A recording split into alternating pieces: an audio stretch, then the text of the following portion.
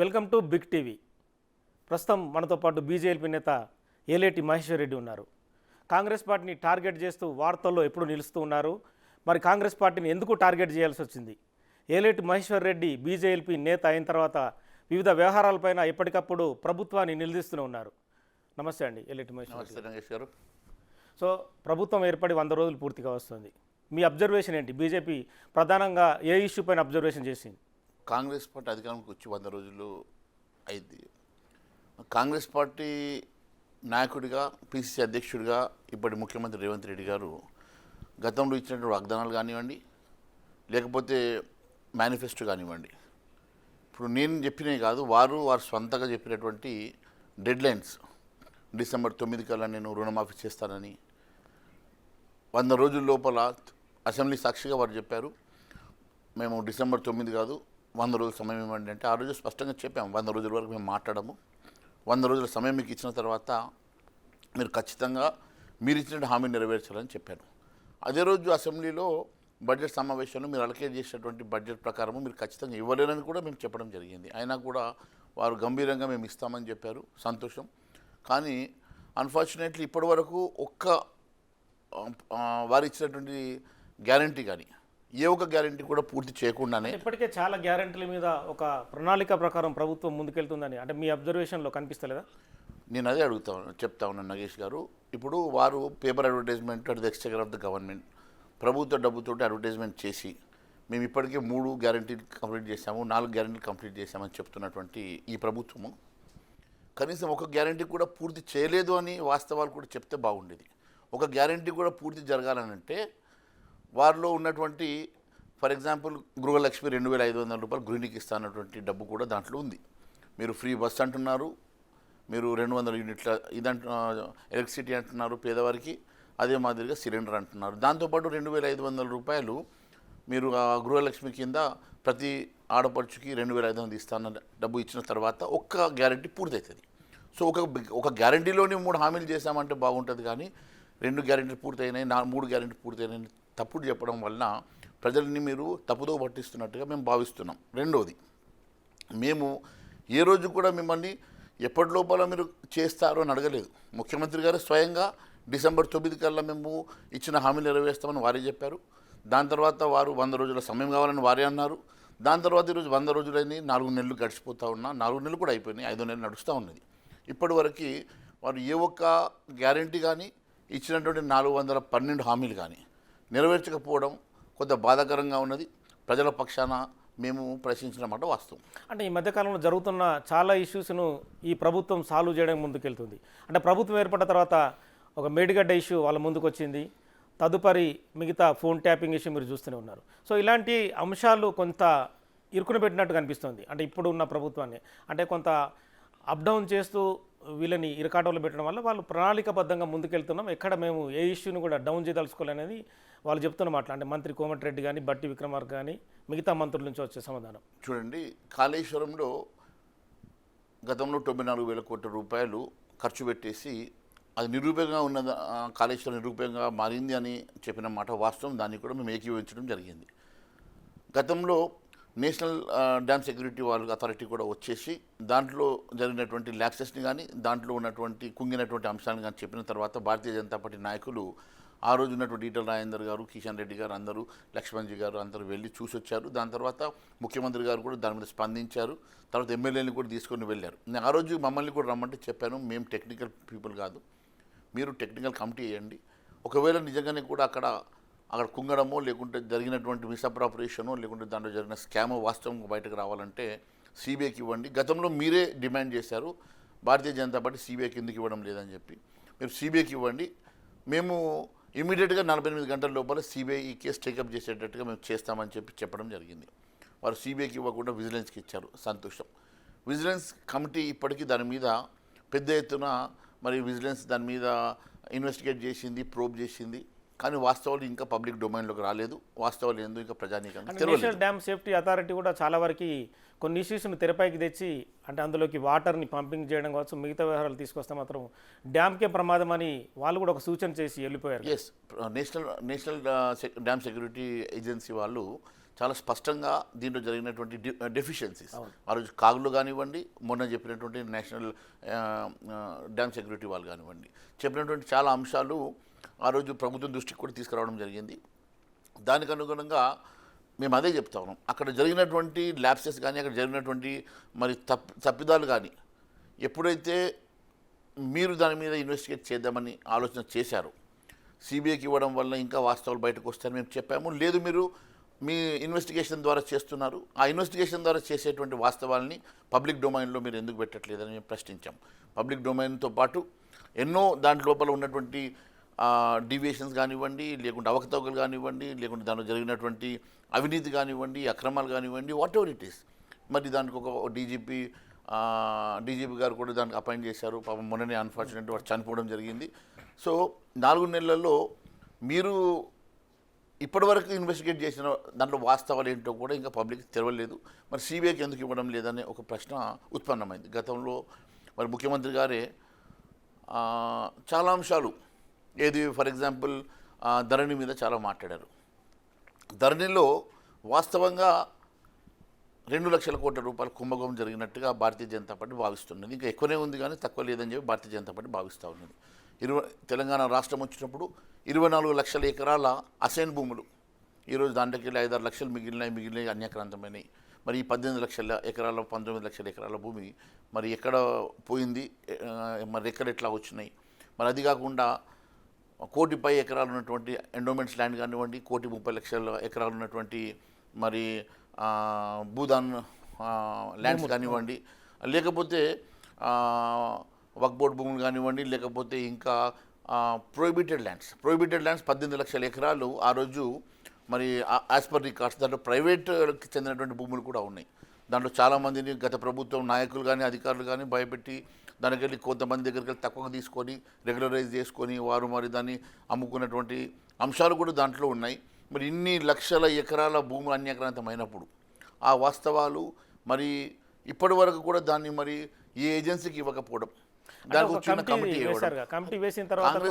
Congress party నాయకులు 4గురితో committee వేయడం వలన 20 లక్షల మంది రైతులకు సంబంధించినటువంటి అంశం, 20 లక్షల రైతులు ఈరోజు నష్టపోయినటువంటి అంశం, ఈ రాష్ట్రం కొన్ని లక్షల కోట్ల రూపాయలు నష్టపోయినటువంటి అంశం. దీనికి ఈరోజు నేను భారతదేశంలోనే అతిపెద్ద స్కామ్గా నేను అభివర్ణిస్తున్నటువంటి ఈ అంశాన్ని కేవలం ఒక కమిటీ వేసి వేయడం అంటే అందులో అంటే గత రికార్డులన్నీ మాయమైపోయినాయి, అసైన్డ్ భూములు కూడా ఆ వాస్తవాలు బయటకు రావాలంటేనే నగేష్ గారు మీకు తెలియదు ఏముంది, లావాని పట్ట, కాస్రా, పహాని లాంటి చాలా ఇష్యూస్ ఉంటాయి. అటువంటప్పుడే దానికే మనము అటువంటప్పుడు సెంట్రల్ ఏజెన్సీస్ తీసుకొచ్చి దానికి సెంట్రల్ ఏజెన్సీస్ వచ్చినప్పుడు దాంట్లో వాస్తవాల కోసం దానికంటూ టెక్నికల్ అసిస్టెన్స్ ఉంటుంది, దానికి రకరకాల ఏజెన్సీస్ ఉంటాయి. పెద్ద ఎత్తున దాంట్లో ఈడీ, సిబిఐ లాంటి ఏజెన్సీస్ వచ్చినప్పుడు దాంట్లో వాస్తవాలు మన తేటతెల్లం చేసినప్పుడు ప్రతి వాస్తవం బయటకు వస్తుంది కదా. అటువంటప్పుడు ఎందుకు మరి ఈ ప్రభుత్వం సిబిఐకి ఇవ్వడానికి జంకుతున్నది అని నేను సిబిఐ, ఈడీ లాంటి సంస్థలు వచ్చినా కూడా తాత్సారం చేస్తారనే ఆరోపణలు ఉన్నాయి. అంటే వాళ్ళు ఇక్కడికి వచ్చిన తర్వాత రకరకాల రికార్డులు తీసుకొని చాలా కేసుల్లో మీరు చూసే ఉంటారు. ఆంధ్రప్రదేశ్లో కోడికత్తి కేసు కూడా ఎన్నో సంవత్సరాల నుంచి నడిచింది. ఈ మధ్యన అతను బయటకు వచ్చాడు. ఒక విషయం నేను చాలా స్పష్టంగా తమతో చెప్తున్నాను.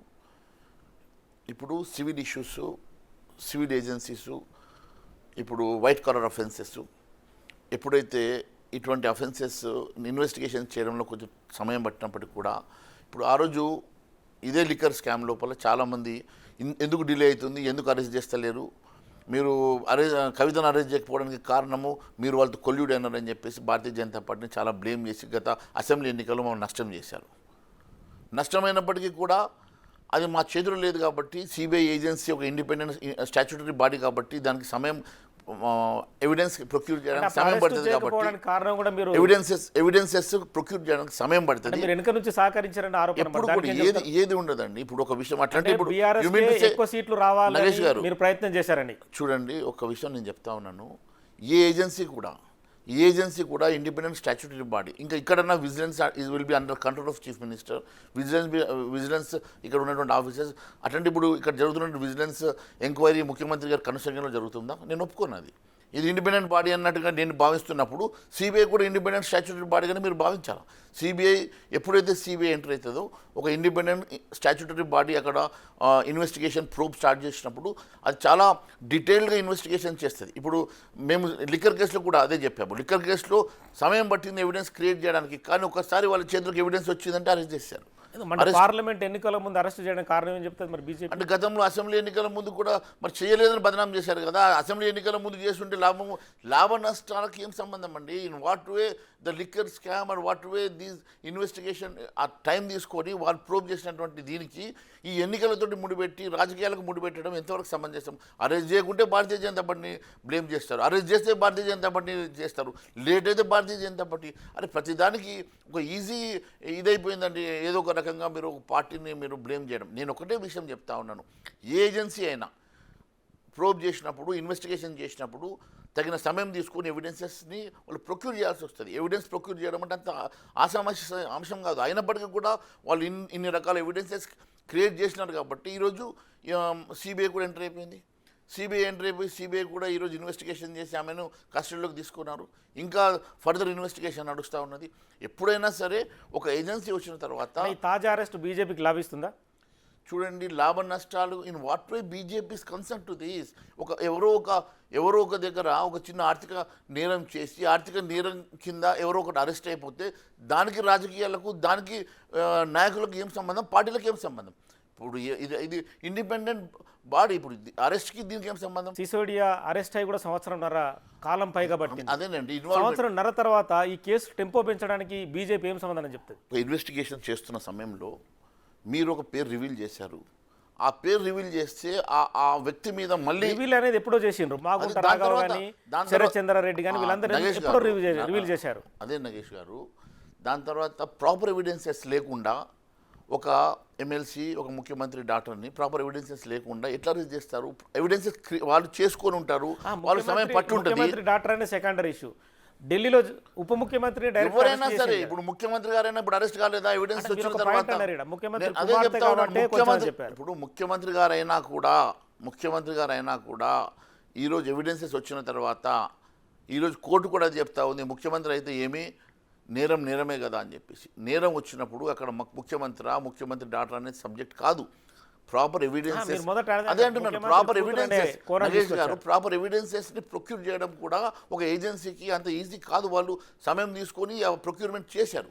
అదేవిధంగా మీరు ఈ రాష్ట్రంలో జరుగుతున్నటువంటి ఇతర విషయంలో ఇప్పుడు ధరణితో పాటు అదే మాదిరి ఇప్పుడు కాళేశ్వరంతో పాటు there are so many allegations which were made by then PCC President Revanth Reddy and today's Chief Minister Revanth Reddy. I am just requesting Honorable Chief Minister, ఎందుకు గతంలో మీరు చేసినటువంటి ఆరోపణలు కానివ్వండి, గతంలో మీరు మాట్లాడినటువంటి అంశాలు కానివ్వండి, ఈరోజు ముఖ్యమంత్రిగా మరి ఎందుకు దాన్ని ప్రాపర్గా ఇన్వెస్టిగేషన్ చేసి మరి ముందుకు తీసుకెళ్ళడం లేదు అని చెప్పి నేను అడిగాను తప్ప, నేను ఈరోజు వరకు కూడా ఏ ఒక్క అంశం కూడా, ఇప్పుడు ఏ రోజు మీరు నన్ను చూడండి, నేను నా 20 సంవత్సరాల రాజకీయ జీవితంలో ఏ ఒక్క పర్సన్ మీద నేను అలిగేషన్స్ కానీ పర్సనల్గా నేను అటాక్ కానీ చేసిన నా చరిత్ర నాకు లేదు. నేను ఈరోజు కూడా as a Bharatiya Janata party BJP నాయకుడిగా నేను నా హద్దులు, నా లిమిటేషన్. గతంలో పిసిసి ప్రెసిడెంట్ రేవంత్ రెడ్డి ఉన్నప్పుడు కూడా మీరు ఉన్నారు కాంగ్రెస్ పార్టీలో. నేను అదే చెప్తా ఉన్నాను, నేను వారికన్నా ముందు నుంచే ఉన్నాను కాంగ్రెస్ పార్టీలో. వారు తర్వాత జాయిన్ అయిన వెంటనే వారు వర్కింగ్ ప్రెసిడెంట్గా వారు ఉన్నారు, కలిసి పనిచేశాము. దాని తర్వాత నేను ఏఐసిసి కార్యక్రమం అమలు కమిటీ చైర్మన్గా నేను, వారు పీసీ అధ్యక్షుడిగా మేము కలిసి పనిచేశాం కాంగ్రెస్ పార్టీలో. కానీ ఏది ఏమైనా ఒకటి మాత్రం నేను వాస్తవంగా చెప్తా ఉన్నాను, నేను ప్రజారాజ్యం పార్టీ నుంచి గెలిచిన తర్వాత ప్రజారాజ్యం పార్టీ కాంగ్రెస్లో విలీనమైంది. ఆ రోజు కూడా విలీనం కాకముందు నన్ను చాలామంది ఇన్వైట్ చేశారు, కానీ నాకు టికెట్ ఇచ్చి గెలిపించిన చిరంజీవి గారు, నేను ప్రజారాజ్యం పార్టీని విలీనం చేస్తున్నప్పుడు మేము గమ్మున్న వారు వెంట వెళ్ళి మేము ఆ రోజు ప్రజారాజ్యం పార్టీ కాంగ్రెస్లో విలీనమైనప్పుడు కాంగ్రెస్ పార్టీకి వెళ్ళాం. కాంగ్రెస్ పార్టీ అధికారంలో లేకున్నా కాంగ్రెస్ పార్టీలో 10 సంవత్సరాలు మేము కష్టపడ్డాం. కాంగ్రెస్ పార్టీ జెండా మోసినాం, కాంగ్రెస్ పార్టీ కోసము ఆ రోజు తిప్పలు పడ్డాం. ఎప్పుడైతే దాని తర్వాత 5 సంవత్సరాల తర్వాత రేవంత్ రెడ్డి గారు కూడా వచ్చారు, కొంతకాలం తర్వాత రేవంత్ రెడ్డి గారు కూడా మరి పీసీ ప్రెసిడెంట్గా అయ్యారు, నేను ఏసీ చైర్మన్గా మేము కలిసి మరి కార్యక్రమం చేసి ఉండొచ్చు. కానీ వారి స్టైల్ ఆఫ్ ఫంక్షనింగ్ మా స్టైల్ ఆఫ్ ఫంక్షనింగ్లో కొంచెం డిఫరెన్స్ ఉండొచ్చు, తేడా ఉండొచ్చు. మా మధ్యలో ఇంకా ఇక సెట్ కాదనుకున్న రోజు నేను కూడా స్టేబుల్ లీడర్షిప్ ఉంటుంది, స్టేబుల్ లీడర్షిప్ రేపు రాబోయే రోజుల్లో ఖచ్చితంగా తెలంగాణ రాష్ట్రంలో భారతీయ జనతా పార్టీ వల్లనే వస్తుందని నేను నమ్మిన. కారణం ఏంటంటే ఈ రాష్ట్రంలో జరుగుతున్న దోపిడీ, ఆ రోజు టీఆర్ఎస్ ప్రభుత్వంలో జరుగుతున్నటువంటి దోపిడీ ఎన్నోసార్లు మేము ఛార్జ్షీట్లు కూడా వేశాను. నేను అన్ని డిపార్ట్మెంట్ వైజ్ ఛార్జ్షీట్లు వేశాను. డిపార్ట్మెంట్ వైజ్ ఎన్నో అంశాలను నేను ఆ రోజు లేవనెత్తి ఆ రోజు టీఆర్ఎస్ ప్రభుత్వంలో జరుగుతున్న అవినీతిని మొట్టమొదటిసారిగా పెద్ద ఎత్తున ఛార్జ్షీట్లతోటి దాడి చేసింది కూడా నేనే. మరి ఆ రోజు నేను చెప్పాను. కానీ ఈ రాష్ట్రంలో ఆ విధ్వంసాన్ని, ఆ అవినీతిని అరికట్టాలన్నా, ఈ రాష్ట్రంలో జరిగినటువంటి నష్టాన్ని రేపు పూరించి ఈ రాష్ట్రాన్ని అభివృద్ధి వైపు నడపాలన్నా రేపు స్టేబుల్ గవర్నమెంట్ నరేంద్ర మోడీ గారి లీడర్షిప్లో పాసిబుల్ అవుతుంది, సాధ్యమవుతుంది. ఖచ్చితంగా రేపు భవిష్యత్తులో భారతీయ జనతా పార్టీ తెలంగాణ రాష్ట్రంలో వస్తే తెలంగాణ రాష్ట్రంలో ఒక స్టేబుల్ గవర్నెన్స్ వస్తుందన్న ఒక ఉద్దేశంతో నేను ఒక నిర్ణయం తీసుకొని నేను భారతీయ జనతా పార్టీకి వెళ్ళడం జరిగింది. ప్రజలు కూడా నన్ను ఆశీర్వదించారు. అత్యధికంగా 50,000 పైచిలకు 51,000 పైచిలకు ఓట్లతోటి నన్ను గెలిపించి మరి నన్ను ఆశీర్వదించారు. అతి తక్కువ కాలంలో నేను భారతీయ జనతా పార్టీలో పనిచేసినా కూడా మరి నరేంద్ర మోడీ గారు ఆశీర్వదించి అతి తక్కువ కాలంలో నేను భారతీయ జనతా పార్టీలో ఉన్నా కూడా నన్ను బీజేపీ నాయకుడిని చేసి ఈరోజు నన్ను గౌరవించారు. కాబట్టి డెఫినెట్గా ఆ పార్టీ లైన్లో ఆ పార్టీ ఇస్తున్నటువంటి ప్రతి కార్యక్రమాన్ని నేను చాలా ఎఫెక్టివ్గా పనిచేయాలనే ఉద్దేశంతో నేను గట్టిగా ఈరోజు ప్రజా గొంతుకు నిలబడ్డాను. కాంగ్రెస్ పార్టీలో 5 షిండేలు ఉన్నారని చెప్పి మీరు ఆరోపించారు. ఎవరు 5 షిండేలు? సమయం వచ్చి చెప్తాను నగేష్ గారు, ఎందుకు తప్పకుండా చెప్తాను. ఇప్పుడు 5 షిండేలు అనేది హాట్ టాపిక్ కదా. చూడండి, ఒకరైతే మీరు బయటపడ్డారు, కొందరేమో నా వెంట డైరెక్ట్గా ఎమ్మెల్యేలు నాతో టచ్ ఉన్నారు, కొందరు చెప్తా ఉన్నారు. చూడండి, సమయం వచ్చినప్పుడు మొన్న నేను చెప్పాను, హార్ట్ అటాక్స్ అనగానే నేను మీకు చాలా ఎవిడెన్స్తో సహా ఇచ్చాను. అదే మాదిరిగా ముఖ్యమంత్రి గారు కూడా మన మహబూబ్నగర్ ఇచ్చినటువంటి స్టేట్మెంట్, నా సొంత నియోజకవర్గంలో కూడా నా ఓటు తగ్గించడానికి కొంచెం కాన్స్పిరసీ నడుస్తుంది అని వారు చెప్పిన దాని వెనుక మర్మం ఏంది, వారికి ఎంత ఇన్సెక్యూరిటీగా ఉన్నది, వారి వెనుక ఎంతమంది పాపం కాన్స్పిరసీ చేస్తున్నారు అని ఆ రోజు వారు స్టేట్మెంట్ ఇచ్చిన దాన్ని బట్టి అర్థమవుతున్నది. నేను ఒకటే చెప్తా ఉన్నాను, ముఖ్యమంత్రి గారు అనేది ఎందుకు అనుకోవచ్చు, రకరకాల రాజకీయ సమీకరణలో భాగంగా రకరకాల వ్యాఖ్యానాలు చేస్తుంటారు. ముఖ్యమంత్రి గారు వారి వెంట డీజీపీ దగ్గర నుంచి కానిస్టేబుల్ వరకు ఒక ఇంటెలిజెన్స్ వ్యవస్థ యావత్ రాష్ట్రంలో ఎక్కడ చీమ చిట్టుకోమన్నా తెలిసేటువంటి ఒక వ్యవస్థను చేతిలో పెట్టుకొని ఒక ముఖ్యమంత్రి కుర్చీలో కూర్చున్నటువంటి వ్యక్తి నా నియోజకవర్గంలో నన్ను ఓడగొట్టడానికి కాన్స్పిరసీ నడుస్తున్నది, ఓటు తగ్గించడానికి కాన్స్పిరసీ నడుస్తున్నది అని చెప్పి వారు చెప్పినారంటే చాలా స్పష్టంగా వారి పార్టీలో వారి వెనుక వెన్నుపోటు పోవడానికి కొంతమంది రెడీ అవుతున్నట్టుగా వారికి పూర్తి సమాచారం అన్న ఉండాలా, లేకుంటే వారు ఏదన్నా అబద్ధమని ఆడాలా. అయితే వారు ఒక పెద్ద మనిషి మిమ్మల్ని మాటలు చెప్పి మీతోని మాట్లాడిస్తున్నారనేది ఒక ఆరోపణ. చూడండి, మహేశ్వర్ రెడ్డి చిన్నపిల్లడా, మహేశ్వర్ రెడ్డికి 50,000 దాటినాయి. మహేశ్వర్ రెడ్డి అట్లా కాదు, మహేశ్వర్ రెడ్డి ఏమో ఇమ్మెచ్యూర్డ్ పొలిటీషియన్ కాదు. మహేశ్వర్ రెడ్డి కూడా 20 ఏళ్ళ నుంచి రాజకీయంలో ఉన్నాడు. ఇప్పుడు నేను భారతీయ జనతా పార్టీ ప్లాట్ఫామ్ మీద, భారతీయ జనతా పార్టీ బీజేపీ నాయకుడిగా నాకు party lines, party guide lines, party ఇచ్చేటువంటి సబ్జెక్ట్ మీద నేను ముందుకు వెళ్తాను తప్ప మహేశ్వర్ రెడ్డి ఇండిపెండెంట్గా ఎవరితోటి నాకేం వైర్యం ఉంటుంది, దేనికోసం నేను ఎవరి మీద మాట్లాడాల్సిన అవసరం ఉంటుంది. ముఖ్యమంత్రి గారిని కార్నర్ చేయడానికి ఎవరో నన్ను ఉసిగొల్పారని మీరు అనడం చాలా బాధాకరం. ఎందుకనంటే ఇప్పుడు నాకు ఎవరు ఉసిగొల్పితే మాట్లాడే పరిస్థితి మహేశ్వర్ రెడ్డికి ఎందుకు ఉంటుంది? మహేశ్వర్ రెడ్డి ఈరోజు బీజేపీ నాయకుడు. మహేశ్వర్ రెడ్డి వెంట నరేంద్ర మోడీ గారు ఉన్నారు. నరేంద్ర మోడీ గారి ఆశీర్వాదం మహేశ్వర్ రెడ్డికి ఉన్నది. మహేశ్వర్ రెడ్డి ఈరోజు మాట్లాడుతున్నాడంటే సబ్జెక్టుతో మాట్లాడుతున్నాడు. భారతదేశంలో హిందూ కట్టర్ రాజాసింగ్ను కాదని మహేశ్వర్ రెడ్డిని ఎందుకు ఎంచుకుంది బీజేపీ? రాజాసింగ్ గారు బహుశా వద్దన్నారు. రాజాసింగ్ గారు నేను ఆల్రెడీ చేశాను, బీజేపీ నాయకుడిని అని చెప్పారు. వారికన్నా ఇప్పుడు భారతీయ జనతా పార్టీలో నేను వారికన్నా ముందు 2009 ఎమ్మెల్యేని. బహుశా ఎన్నో ఆస్పెక్ట్స్ అంటే 2018లో ఒక్కడే బీజేపీ పార్టీ నడిపిండు రాజాసింగ్ ఎమ్మెల్యేగా. వారు అదే చెప్తా ఉన్నారు. రాజాసింగ్ గారు నాకు బీజేపీ నాయకత్వం వద్దు అని చెప్పి వారు అన్నారు. అన్న వెంటనే మరి బహుశా అది భారతీయ జనతా పార్టీ డిసైడ్ చేసినప్పుడు భారతీయ జనతా పార్టీ అధిష్టానము ఎన్నో అంశాలను దృష్టిలో పెట్టుకొని ఇస్తుంది. సో రాజాసింగ్ కలిగిండా మరి ఇప్పుడు మహేశ్వర్ రెడ్డి మీద కలిగిండా, బీజేపీ పార్టీ మీద కలిగిండా? ఎందుకు కలుగుతాడు? అంటే ఎక్కడ కనిపిస్తలేడు కదా. ఆయనకు మహారాష్ట్రలో మొన్న పోయిండు, అక్కడ బాంబేలో కేసు అయింది, అంటే మీరు మరి రాజస్థాన్ చాలా తిరుగుతున్నాడు. ఇష్యూస్ మీద మహేశ్వర్ రెడ్డి ఫోకస్ చేస్తున్నాడు. రాజాసింగ్ లాంటి సీనియర్ కానీ మిగతా వాళ్ళు ఎక్కడ ఫోకస్లో కనిపించడం లేదు ఇంకా. భారతీయ జనతా పార్టీకి డయస్ ప్లాట్ఫామ్ ఉంటుంది, ఎవరు మాట్లాడాలనుకుంటే వాళ్ళని మాట్లాడంగా ఎవరు వద్దన్నారు. ఈరోజు అదే చెప్తా ఉన్నాను, రాజాసింగ్ గారు రాజస్థాన్లో పనిచేస్తున్నారు, మహారాష్ట్రలో పనిచేస్తున్నారు. వారు రేపు ఎలక్షన్ నోటిఫికేషన్ తర్వాత వారు వచ్చి వారి నియోజకవర్గంలో కూడా పనిచేస్తారు. ఎందుకు కలవలేదు రాజాసింగ్ని మహేశ్వర్ రెడ్డి? కలిసారు, ఎవరు చెప్పారు కలవలేదు, ఇంటికి పోయి వచ్చాను కదా. మాధవిలత అభ్యర్థిత్వాన్ని వ్యతిరేకిస్తుండ్రు రాజాసింగ్, ఎందుకని ఎప్పుడు అని మీతో చెప్పాడా? చెప్పాడు, డైరెక్ట్ స్టేట్మెంట్ ఇచ్చాడు. ఎప్పుడు ఇవ్వలేదు. హైదరాబాద్లో మొగోలు లేరా అనే ఒక బలమైన స్టేట్మెంట్ అతను వ్యక్తపరిచిండు. చూడండి, ఆయన అన్న ఉద్దేశం లోపల ఆ రోజు ఓవైసీకి అగెన్స్ట్గా ఒక ఎవరైనా ఇస్తే బాగుండదని అని ఏమన్నా అంటే పర్సనల్ ఒపీనియన్ చెప్పిండొచ్చు, కానీ ఆయన ఏ రోజు కూడా ఈ ప్లాట్ఫామ్ మీద మాట్లాడలేదు. ఆయన రాజాసింగ్ గారు ఈరోజు భారతీయ జనతా పార్టీ జెండా పట్టుకొని మహారాష్ట్ర తిరుగుతుండు, భారతీయ జనతా పార్టీ జెండా పట్టుకొని ఈరోజు ఆయన రాజస్థాన్లో తిరుగుతున్నాడు. ఎందుకంటే first phase, second phase, third phase elections అక్కడ ఉన్నాయి. ఫోర్త్ ఫేజ్ ఎలక్షన్ వచ్చినప్పుడు ఇక్కడికి వస్తాడు. ఆయన మా స్టార్ క్యాంపెయినర్. స్టార్ క్యాంపెయినర్ అనేది మీ అధిష్టానం ప్రకటిస్తలేదు ఎక్కడ కూడా Raja Singh. Is star campaigner, already ప్రకటించినాం. ఆయన ఎందుకంటే పాపం మాధవిలత ఇప్పటికే ఒక్కతే ఓల్డ్ సీట్లో తిరుగుతుంది, చాలా చోట్ల మీరే వై ప్లస్ కేటగిరీ కేటాయించారు. భారతీయ జనతా పార్టీ ఒక్కరే ఉండరు. భారతీయ జనతా పార్టీకి ఒక సైన్యం ఉంటుంది, భారతీయ జనతా పార్టీకి ఒక ఎజెండా సైన్యం ఉంటుంది అంటున్నారు. ఐక్యత లోపించిందా భారతీయ జనతా పార్టీలో? అంటే ఈ మధ్యలో అంటే కిషన్ రెడ్డి ఒకవైపు, మహేశ్వర్ రెడ్డి ఒకవైపు, సంజయ్ ఒకవైపు, ఈటల రాజేందర్ ఒకవైపు, ఇలాంటి విడివిడి వ్యవహారాలు నడుస్తున్నాయి. అట్లా మీకు అనిపించిందా? అంటే ఈటల రాజేందర్ మల్కజ్గిరి పార్లమెంటు పరిధిలో ఒక్కడే పాపం ప్రచారానికి ఎవరు నియోజకవర్గం కాంటాక్ట్ చేస్తున్నారు, ఎవరి జాగా వాళ్ళు పని చేసుకుంటున్నారు. మీరు చెప్పిన 4 పేరు 4 కాంటాక్ట్ చేస్తున్నారు. 4 కాంటాక్ట్ చేసినప్పుడు వాళ్ళ పార్లమెంట్లో వాళ్ళు తిరుగుకుంటే ఎక్కడ తిరుగుతారండి? బడే చెప్తారు మీరు. అంటే అసెంబ్లీ ఎన్నికలకు ముందున్న స్పీడు ఇప్పుడు లోపించింది. ఎలక్షన్ రిజల్ట్ చూడండి నాగేష్ గారు, సంజయ్ తప్పించిన తర్వాత రేపు రిజల్ట్ చూడండి నాగేష్ గారు. 10 సీట్లకు తక్కువ వస్తే అప్పుడు నా దగ్గరకు వచ్చి మీరు మాట్లాడండి.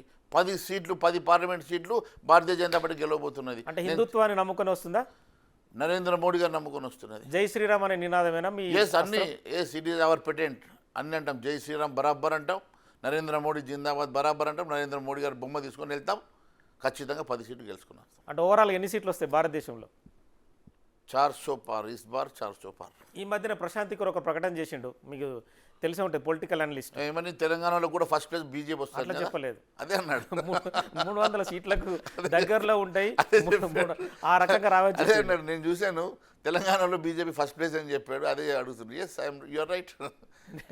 ఫస్ట్ ప్లేస్ గురించి చెప్పలేదు. అంటే భారతదేశం గురించి అతను ఎనలైజ్ చేశాడు. అంటే వారు కూడా ఏమంటారు, బీజేపీ గవర్నమెంట్ వస్తుంది అంటుండు కదా. వ్యతిరేకంగా ఉన్నటువంటి వ్యక్తి కూడా ఈరోజు భారతీయ జనతా పార్టీ అధికారంలోకి వస్తుందని చెప్తుండు కదా. చూడండి, అదే చెప్తా ఉన్నాం. 300 పైసలకు వస్తాయని వారు చెప్తున్నారు, 400 వస్తాయని మేము చెప్తున్నాం. భారతదేశంలో ఉన్న ఈ అనలిస్ట్ని అడిగినా కూడా 400 వస్తాయని చెప్తున్నారు. ఈ మధ్యకాలంలో మహేశ్వర్ రెడ్డి గారు ఎప్పుడు వార్తలు నిలుస్తున్నారు, అంటే వివిధ రకాల వ్యాఖ్యానాలు. నాకు ఒక రెస్పాన్సిబిలిటీ ఇచ్చినప్పుడు కాంగ్రెస్ ప్రభుత్వాన్ని కూడా కూలగొడతామనేది ఒక టాక్ మీరే చేశారు. చూడండి, ఎప్పుడు కూడా అట్లా మహేశ్వర్ రెడ్డి తప్పు మాట్లాడు. అంటే 9 మంది ఎమ్మెల్యేలతో సాధ్యం అవుతుందా? ఒక విషయం చెప్తాను నగేష్ గారు, ఎప్పుడు కూడా మహేశ్వర్ రెడ్డి కాంగ్రెస్ పార్టీ కూలగొడతాను చెప్పలేదు, చెప్పడు. అది తప్పుడు మాటలు మాట్లాడొద్దు. నేను దయచేసి నగేష్ గారు, నేను చెప్పినటువంటి మాటను మీరు ఒకసారి గుర్తు తెచ్చుకోండి. చెప్పండి మీరు. నేనేమన్నాను, కోమటిరెడ్డి వెంకటరెడ్డి గారు 8 మంది బీజేపీ ఎమ్మెల్యేలు నాతో టచ్లు ఉన్నారని అంటే, మా ఒక్క ఎమ్మెల్యే కూడా 8 మంది ఉన్నాం, 8 మంది కదా, 8 మంది టచ్లు ఉన్నారని అంటే, నేను ఒక విషయం చెప్పాను, ఇలాంటి మంత్రిగా ఉండి మీరు తప్పుడు మాటలు మాట్లాడడం మంచి కాదు. అసలు నీ తమ్ముడే నీకు టచ్లో లేడు, నువ్వు మా గురించి మాట్లాడుతున్నావు. వాళ్ళిద్దరు ఒకటే పార్టీలో ఉన్నారు కదా. అదే, నీకే టచ్లో లేడు. ఆయన ఒక గ్రూప్, ఆయన ముఖ్య మంత్రి కావాలని పాప ఆయన తిరుగుతున్నాడు, నువ్వు మంత్రి పదవి నువ్వు ఊడిపోతావు, నువ్వు తిరుగుతున్నావు, నీ పరిస్థితి నీవే బాగాలేదు, నువ్వు మా గురించి మాట్లాడడం మంచి పద్ధతి కాదు అని చెప్తూనే మీరే వేరే పార్టీలకి వెళ్ళి ఎమ్మెల్యేని తెచ్చుకుంటున్నారు. మేము ఇట్లా వేరే పార్టీ ఎమ్మెల్యేల మీద మేము ఆశ పెట్టుకుంటలేము. అట్లా ఎవరన్నా మా దగ్గర గతంలో ఈటెల రాజేందర్ వచ్చినా రాజీనామా వేయించి ఎన్నికలకు పంపించినాం, కోమారెడ్డి వచ్చినా రాజీనామా వేయించి ఎన్నికలు పంపించినాం. కానీ మేము ఇతర పార్టీలకు వెళ్ళి వచ్చినటువంటి ఎమ్మెల్యేలని మేము చేర్చుకోవాలని ఆలోచన మీలాగా అన్డెమోక్రటికల్గా చేస్తే, మేము కూడా దర్వాజాలు తెరిస్తే మీకు 5 ఎక్కువ ఉన్నారు కదా, మీరు మైనార్టీలో పడిపోతారన్న ఉద్దేశంతో ఇక్కడ కూడా భారతీయ జనతా పార్టీ, అరే వాళ్ళు శివసేన వీడిపోతే మాకేం సంబంధం అండి, శివసేన వాళ్ళు కొట్టాడుకొని వీడిపోతే, అవునండి, అక్కడ శివసేనలో వాళ్ళు కొట్టాడుకొని కింద పడిపోతే మేమేం చేయాలా? ఇష్యూ ఒకటి అదే చెప్తా ఉన్నాను. ఇక్కడ కూడా చాలా స్పష్టంగా చెప్తున్నా. ఎప్పుడైనా మళ్ళీ ఇంకొక విషయం కూడా మీరు అడిగారు, వార్తలు ఎందుకు ఉన్నారని. వార్తల్లో నాకు బీజేపీ నాయకుడిగా భారతీయ జనతా పార్టీ ఎన్నుకొని నన్ను ఆ స్థానంలో కూర్చోబెట్టినప్పుడు నాకు ఇచ్చినటువంటి ఏ పనైనా నేను శ్రద్ధగా నాకు ఇచ్చిన పని చేయాల్సిన బాధ్యత నా మీద ఉంది కాబట్టి నా బాధ్యతను నేను నెరవేరుస్తున్నా. నాకు భారతీయ జనతా పార్టీ నమ్మి నన్ను అతి తక్కువ కాలంలో 9 నెలల లోపల నాకు బీజేపీ నాయకుని చేసిన దానికి నేను ఖచ్చితంగా రుణపడి నేను ఖచ్చితంగా భారతీయ జనతా పార్టీ కోసం 6 నిమిషాలు కృషి చేయాల్సినటువంటి బాధ్యత నా మీద ఉంది కాబట్టి నేను ఆ పని చేస్తూ ఉన్నాను తప్ప నాకు వేరే ఉద్దేశం కాదు. రెండవది, ఎప్పుడైనా భారతీయ జనతా పార్టీ అన్డెమోక్రటిక్గా ఆలోచించదు. భారతీయ జనతా పార్టీ మాకు ఒకటే చెప్పింది, మా నాయకత్వం మీకు ఒకటే చెప్పింది, మీకు ప్రజా గొంతుకై మాట్లాడే అవకాశం అసెంబ్లీలో మీకు ఇచ్చారు, మీరు అపోజిషన్ రోల్ ప్లే చేయండి, మీ పని మీరు గట్టిగా చేయండి, ప్రజల్లోకి వెళ్ళండి, ప్రజా గొంతుకు కండి. రేపు ఎన్నికల్లో ప్రజలను నమ్ముకుందాం, ప్రజలే రేపు నిర్ణయిస్తారు, రేపు 8 నుంచి 80కి వెళ్తామని. మేము దాన్ని నమ్ముకొని ప్రజా గొంతుకై ప్రజల పక్షాన నిలబడ్డాం, ప్రజాపక్షాన పోరాటం చేస్తున్నాం. రేపు ఎన్నికల్లో మేము ఎన్నికల మ్యాండేట్కి వెళ్తాం, ఖచ్చితంగా ప్రజల్లో గెలిచి మాత్రమే మేము అధికారంలోకి వస్తాం. అంటే గతంలో ఉన్న స్పీడ్ ఇప్పుడు లేదు. సంజయ్ లాంటి వ్యక్తి ఉన్నప్పుడు దూకుడుగా వెళ్ళింది పార్టీ. కిషన్ రెడ్డి వచ్చిన తర్వాత దూకుడు తగ్గింది. కారణం ఏమని చెప్తారు? చూడండి, అది మీరైతే సర్టిఫై చేస్తారు, దూకుడు అంటే ప్రజలే. అంటే ఇప్పుడు మామూలుగా ఎంతో మంది ప్రజలు ఇప్పుడు మాట్లాడుకుంటున్నారు. ఇందాక అన్నారు మహేశ్వర్ రెడ్డి గారు దూకుడు చేస్తున్నారని, ఇప్పుడే అంటున్నారు అంటే దూకుడు మహేశ్వర్ రెడ్డి లేదని. వచ్చిన తర్వాత దూకుడు పెంచడానికి మేము చెప్తున్నాం. అదే మళ్ళీ దూకుడు పెంచితేనే పెంచింది అంటారు, తగ్గుతారు తగ్గింది అంటారు. ఏం చేయమంటారు? పోనీ మీరు మాకు ఇట్లా ఉండమని చెప్పండి, అట్లుంటాం. మరి అడ్వైస్ చేయండి, ఎట్లా చేయాలను. ప్రజల పక్షాన నిలబడ్డప్పుడు ఎప్పుడైతే ప్రజల పక్షాన మాకు కొన్ని ఇష్యూస్ మా నోటీస్కి వస్తాయో ఆ ఇష్యూస్ మీద మేము మాట్లాడాల్సిన బాధ్యత మా మీద ఉంటుంది అపోజిషన్లో. అది మీరైతే దాన్ని యాక్సెప్ట్ చేయాలి యాజ్ ఎ జర్నలిస్ట్. ఇప్పుడు జర్నలిస్ట్గా మీకు తెలుసు, ఇప్పుడు ఏ అంశం వచ్చినా ప్రభుత్వం చేసేటువంటి ప్రజా వ్యతిరేక విధానాలు లేని అపోజిషన్లో ఉన్నప్పుడు రేవంత్ రెడ్డి గారు కూడా దూకుడుగా ఉండే. ఇప్పుడు వారు ముఖ్యమంత్రిగా ఆ దూకుడు మరి తగ్గుతుంది అంటే దానికి కారణము బాధ్యత పెరిగింది దాని మీద.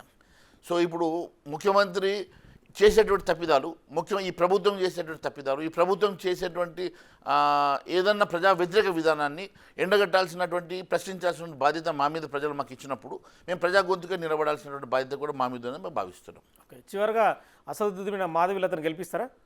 తప్పకుండా మాధవీలత గెలుస్తుంది. నేను చెప్తా ఉన్నాను కదా, కనీసం 10 సీట్లు తగ్గకుండా ఈరోజు భారతీయ జనతా పార్టీ రాష్ట్రంలో జెండా ఎగురుతుందని తెలియజేస్తున్నాను. థ్యాంక్ యూ మహేశ్వర్ రెడ్డి గారు. సో మొత్తానికి మహేశ్వర్ రెడ్డి గారి మనోగతం ఇది. భారతీయ జనతా పార్టీ తెలంగాణలో 10 సీట్లు గెలుస్తుందంటున్నారు. అలాగే భారతదేశంలో 400 సీట్లు రీచ్ అవ్వడానికి పోరాడుతుందని చెప్తున్నారు. మరి పార్లమెంట్ ఎన్నికల తర్వాత ఫలితాలను బట్టి మనం కూడా చూస్తూనే ఉండండి బిగ్ టీవీ.